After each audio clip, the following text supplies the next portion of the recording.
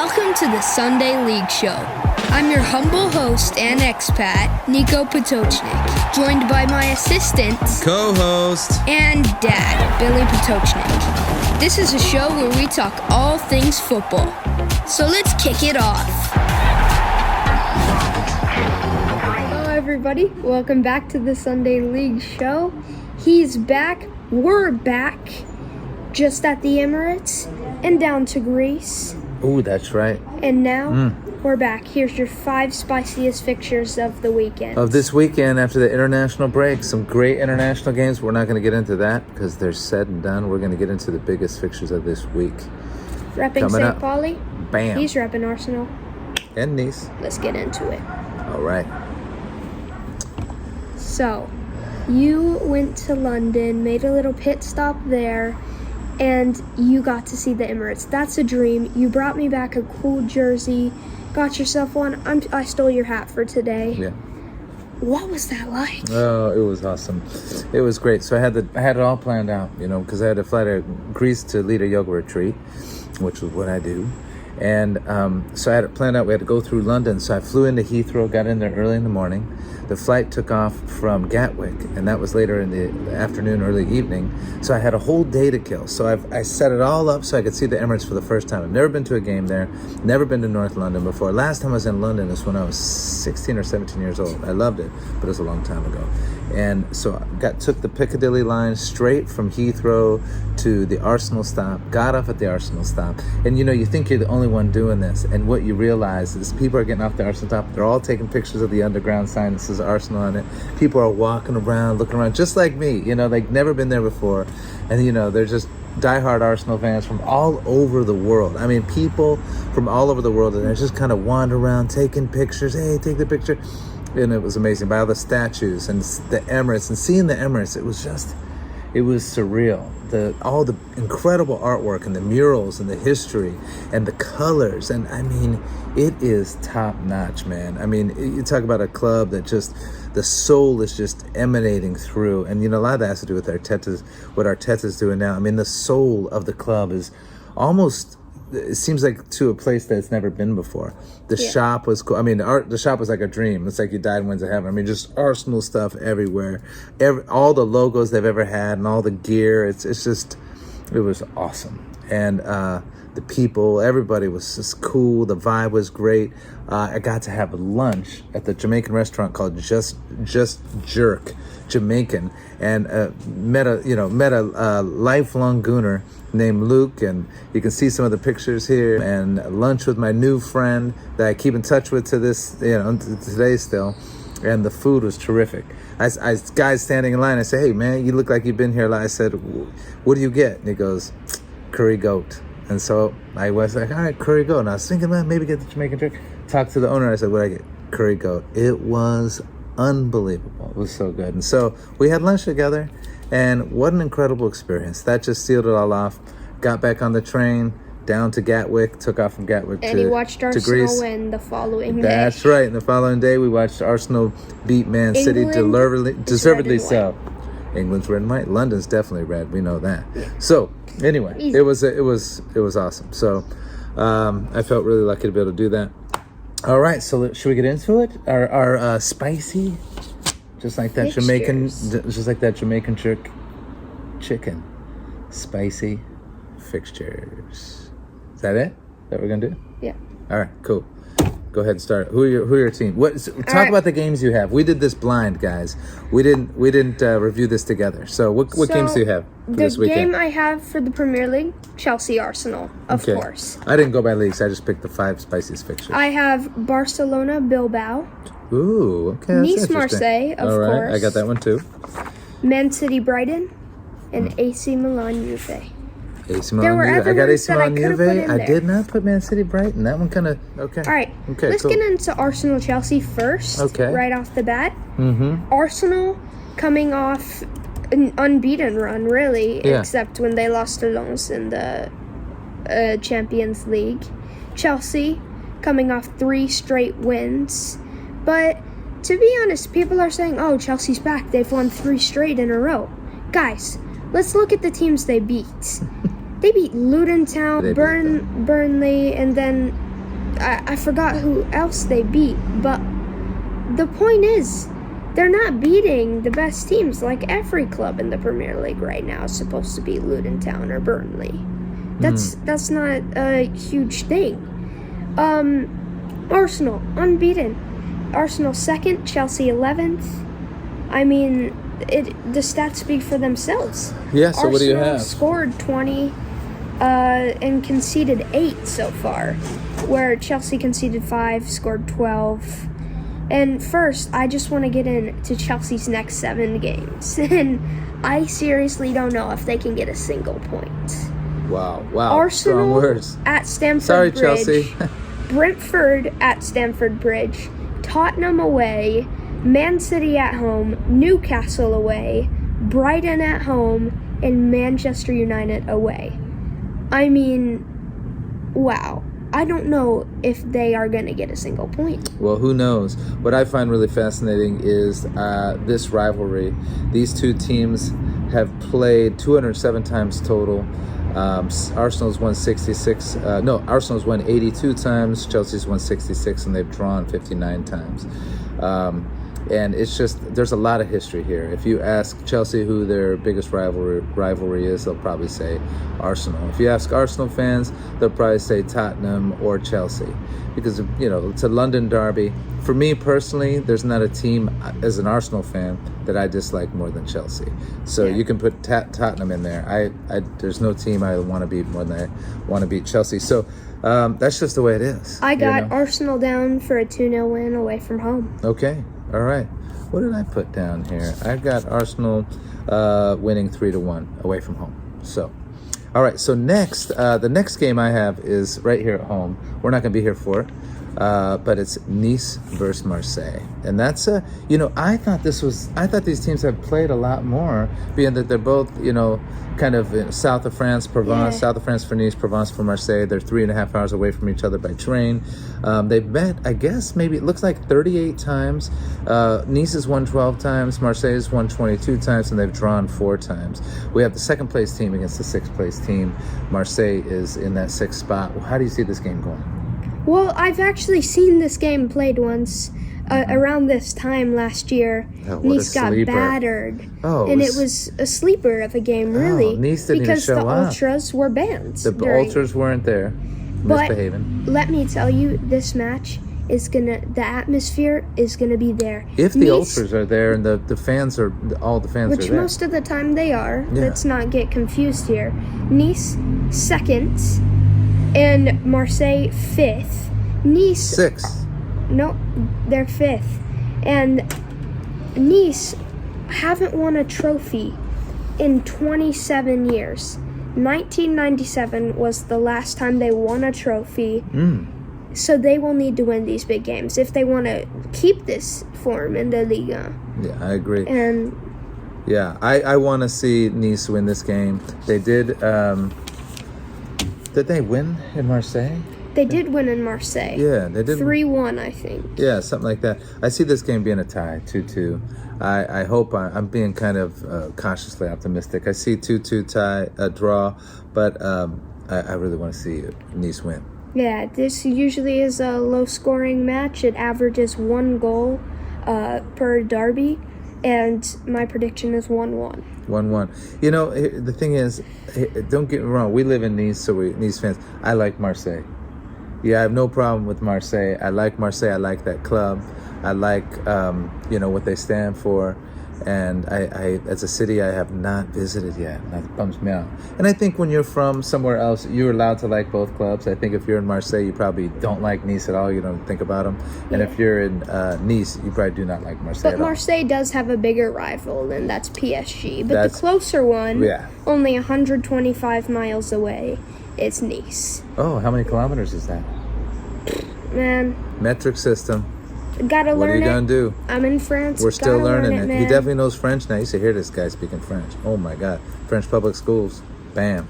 Got this guy to snuff. I wish I could go to public school. The Allianz Riviera is gonna be loud. It's gonna be loud. It's gonna be. Unfortunately, we're not gonna be here for it. We're not gonna be here for that one.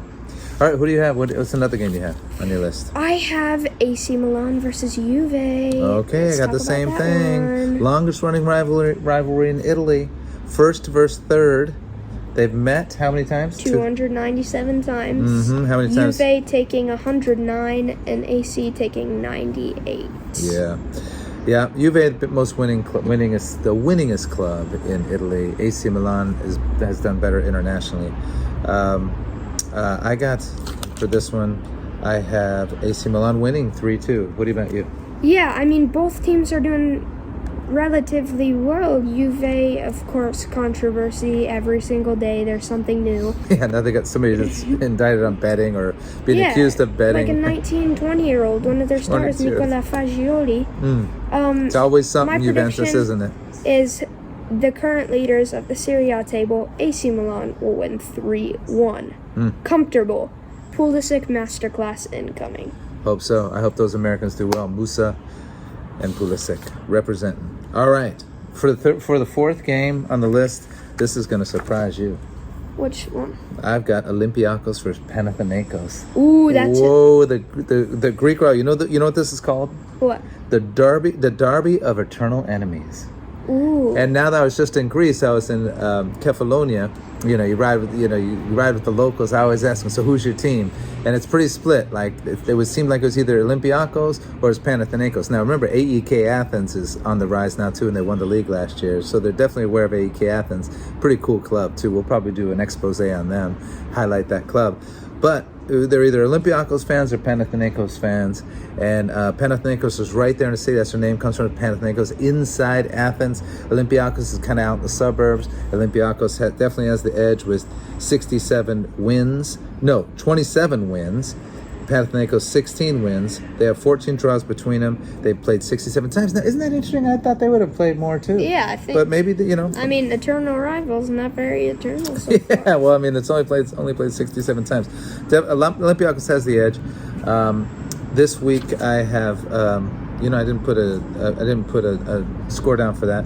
I got Panathinaikos winning 2-1. Really? I mean, I didn't write this down, but I'm gonna go Panathinaikos taking it 1-0. 1-0. All right. And who was your fourth big game? Spicy. My fourth big game was Barca versus Athletic Bilbao. Ooh, yeah. The Catalonians versus the Basques. Bilbao in 9 games have not won against Barcelona in this match. Lewandowski in form, on fire, 5 goals and 3 assists so far. Ooh. Inaki Williams, the striker for Athletic Bilbao, 4 goals and 2 assists, also on fire. Third, Barcelona versus 5th Bilbao. My prediction is 2-2. The stadium is not the Camp Nou because Barca are, of course, not playing at the Camp Nou. It's under renovation. Estadio Luis companies. And yeah, I think it's going to be a draw. I think Barcelona aren't going into games with enough morale. And I think definitely it's going to be a draw. 2-2. Yeah, I don't see it happening. I wish. And surprising, not long ago, Barcelona was one of my teams, Of course, it wasn't to the level of Arsenal, but they were one of my teams. And I used to love watching them play. Not a fan anymore, unfortunately, with what they're getting into. Now, they got a scandal, too. Juan Laporte. Yeah. Big scandal, bribing the ref. Now they're under that investigation. They're over $1 billion in debt. It's just not the Barca that I kind of fell in love with in the 2000s and into the 2010s. It's just a different club now, and it's frustrating. I hope Athletic Bilbao wins. They're not going to. They're going to lose probably 4-1 or 4-2. So. Yeah, I've heard rumors Messi on the off-season kind of doing a Thierry Henry and going back to Barcelona. I heard that too, but I read that he's kind of saying that. I read that he's saying that might not happen. So we'll see if he leaves Inter Miami and pulls a Thierry Henry and goes there to his beloved club on loan. We'll see. Yeah. So fifth. What was your fifth big spicy Jamaican jerk fixture? Man City versus Brighton. That one slipped under my radar. City have where's won the last 11 of 15. It's played at the Etihad.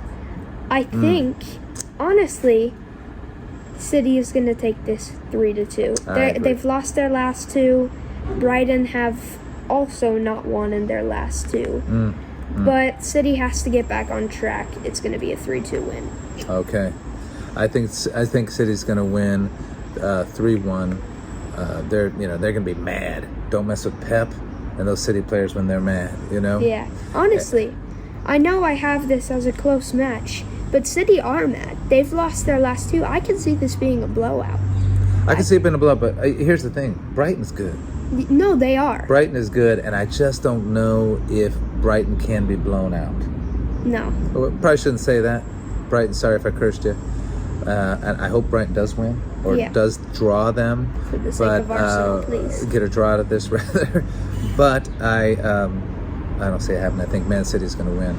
So I have, for my fifth big, juicy, spicy fixture, Galatasaray versus Beşiktas.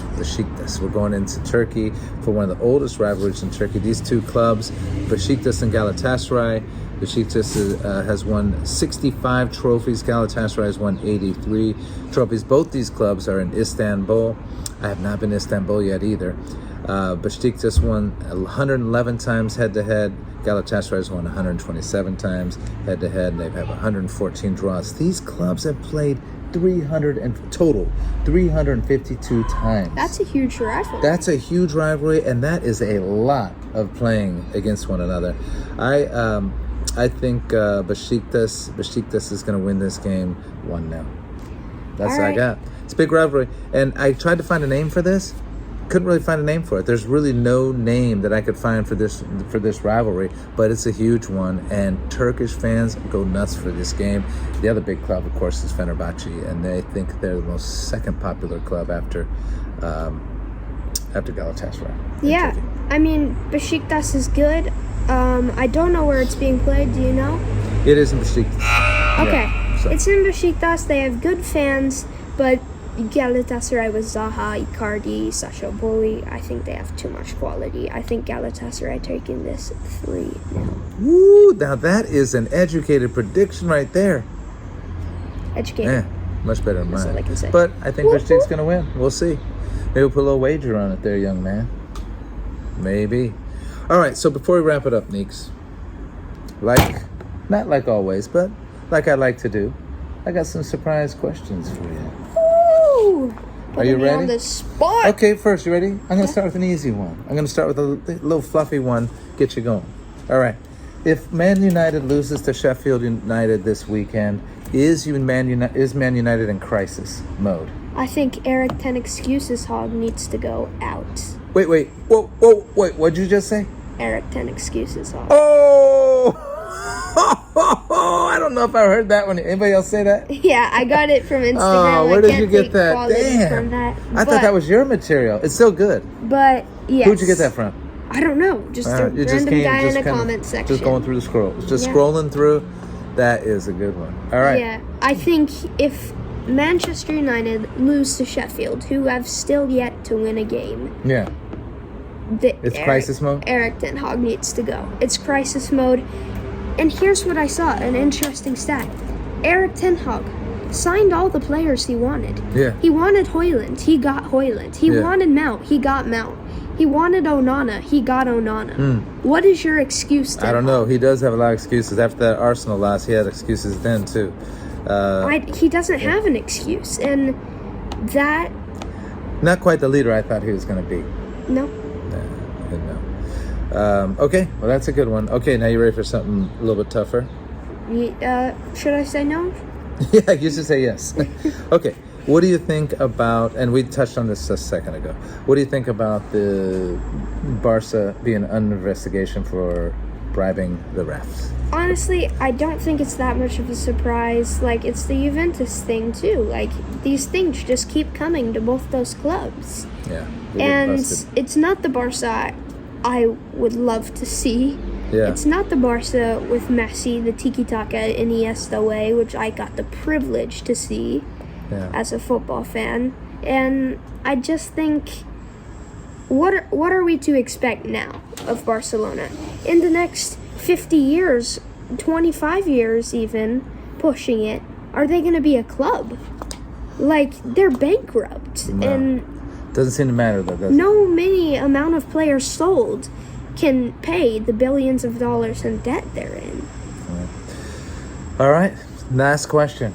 You ready? What do you think about Jim Ratcliffe, the owner of OGC Nice, his company Ineos, now supposedly purchasing 25% of Manchester United? What do you think about this? Yeah, it's almost a done deal, according to you, Fabrizio Romano. But I think if we see in football these managers buying one small club, promising a lot to these fans, and then going and buying a percentage of one of these big clubs, it's not good for football. I'm saying this as an Arsenal fan. Man United will probably get Thuram, and I'm sad because... yeah. But, I just don't think it's good for football when you buy two clubs. I mean, you promised a lot to the OGC Nice fans, and he has not delivered. They're doing pretty well, but he hasn't invested a huge bit into it. This manager has got them where they are right now. That's right. With the good players they have. They had good players last year, too. They couldn't put it together. And let's hope that maybe Arsenal stars their eye on Kefram Thuram. I think Arteta could really do something with that guy. He's a fun player to watch. I agree with you. I don't think you should be allowed to own these different clubs, and then you have these smaller clubs, or supposedly smaller clubs, becoming the satellite clubs for the bigger clubs, and you're feeding players through this club and that club, and you're kind of hoarding players because you're hoarding clubs. It shouldn't be allowed, and I just think there has to be some sort of limitations, restrictions, rules around this stuff that are strict, that makes it so you can't do this. So I don't think it's a great thing. And like you said, he hasn't delivered to the Nice fans. So go ahead. Let's see if you can deliver to the Man United fans. He is a lifelong Man United fan, so maybe that's where his heart is. That doesn't help OGC Nice at all, though. So anyway, all right. Those are good takes. I think it is time to say goodbye. Time to say goodbye, guys. We'll see you in Italy. We'll see you. Our next podcast will be coming from Italy. So thanks for being here, everybody. Tune in. Drop your comments below. And thanks for being here with us. Goodbye.